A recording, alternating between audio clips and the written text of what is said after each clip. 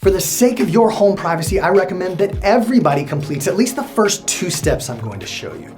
The 3rd step is reserved only for those who are absolutely paranoid about their privacy, and honestly, I don't even go as far as step 3 yet. There are so many different reasons, and very good reasons, why you might want to keep your home address private. You don't have to be a celebrity to care about your right to privacy. The idea that anybody in the world can easily find you and show up on your doorstep can be unnerving. I mean, I'll be honest, given enough time and a few pieces of information from your public Facebook profile, you might be shocked what personal information I can dig up. Using a tool as simple as, let's just say, the online white pages, I can find your home address, your phone number, your family members, and so much more. I'm gonna teach you how to hide your personal phone number in another video, and I recommend you give that a watch next. But today we're specifically looking at your home address. Depending on your desired level of privacy, or paranoia, whatever you wanna call it, I wanna discuss the 3 different steps that you can take to hide your home address. Oh, and a quick disclaimer before we get started. The longer you've been living in your current home, the harder this process is going to be. The best time to watch this video is right before you move into a new home, but don't be discouraged if that's not you. My mantra with any type of security is that every little step you take is a good step forward. Step 1 is what I like to call the reset. We need to take a hard look at how your home address is currently being used, both by you and by others.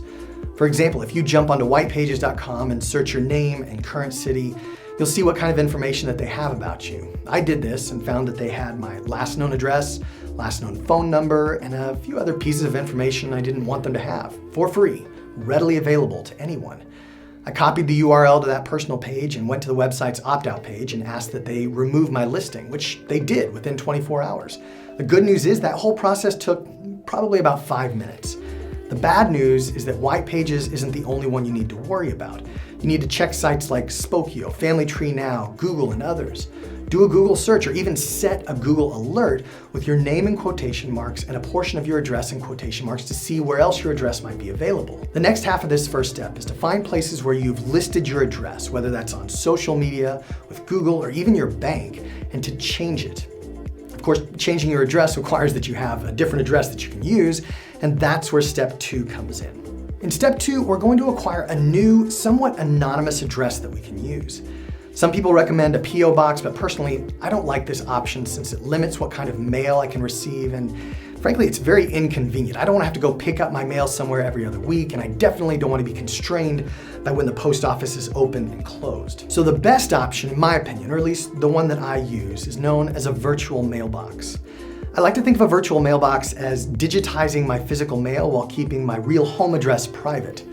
There are a number of companies that offer this, including US Global Mail in the US or iPostal One for international addresses. But I've been using one called Traveling Mailbox for the past 6 years, and it's been great. Let me show you how it works real quick. When I subscribe to this service, I'm given a physical address that is able to receive pretty much any kind of mail, magazines, letters, packages, whatever.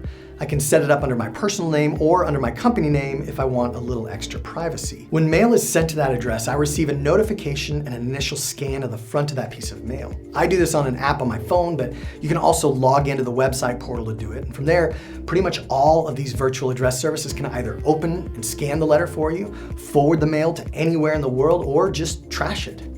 With Traveling Mailbox, I can give out this new address and still have control of the mail that goes there. And best of all, my home address is completely hidden in the process.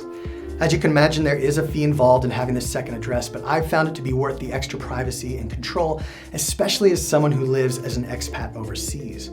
Right now, the only time I give out my real address is if I'm working with the government or if I'm inviting someone over to my house.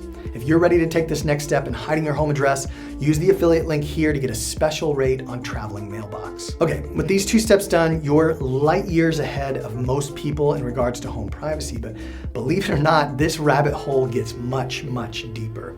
And let me warn you that this step 3 is not for the faint of heart.